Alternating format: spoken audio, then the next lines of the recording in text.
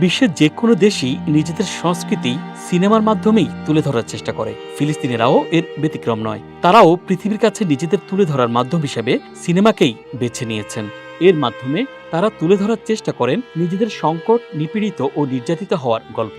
তাদের সিনেমাগুলোও যেন একগুচ্ছ প্রতিবাদ। চলুন দেখে নেওয়া যাক কোন কোন সিনেমার মাধ্যমে তারা বিশ্বকে জানিয়েছেন নিজেদের নিপীড়নের গল্প।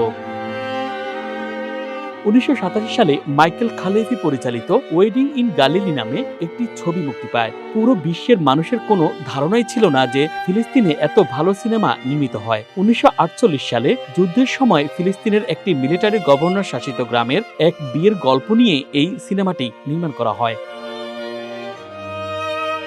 ২০০৬ সালে মুক্তি পায় প্যারাডাইস নাও নামে আরও একটি সিনেমা। হানি আবু আসাদ পরিচালিত এই সিনেমায় দেখানো হয়েছে দুই ব্যক্তির ইসরায়েলে আত্মঘাতী হামলার প্রস্তুতি। এছাড়া তাদের মনস্তাত্ত্বিক নানা দিকও তুলে ধরা হয়েছে ছবিটিতে।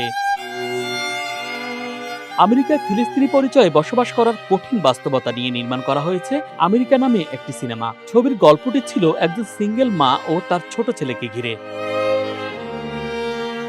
ইসরায়েলি নির্মমতা নিয়ে আরও একটি সিনেমা রুফ নকিং নির্মাণ করেছেন সিনা সালেমি। সিনেমাটিতে দেখানো হয় রমজানে ইফতারের আগে গাজায় এক নারী তার পরিবারের জন্য খাবার তৈরি করছিলেন। এমন সময় এক ইসরায়েলি সৈন্যের কাছ থেকে ফোন আসে, তাকে জানানো হয় 10 মিনিট পর তাদের বাড়ি বোমা মেরে উড়িয়ে দেওয়া হবে। চিঠির মাধ্যমে ইসরায়েলিদের প্রতারণার গল্প ফুটে ওঠে ফিলিস্তিনে নির্মিত আরও একটি সিনেমাতেও। সলোমন সয়স্টোন সিনেমায় হোসেইন নামে এক ফিলিস্তিনিকে চিঠির মাধ্যমে একটি প্যাকেজ রিসিভ করার জন্য ইসরায়েলে সশরীরে আসতে বলা হয়। তবে প্যাকেজটি গ্রহণ করতেই তাকে বিক্রি করতে হয়েছে তার সব সহায় সম্পত্তি।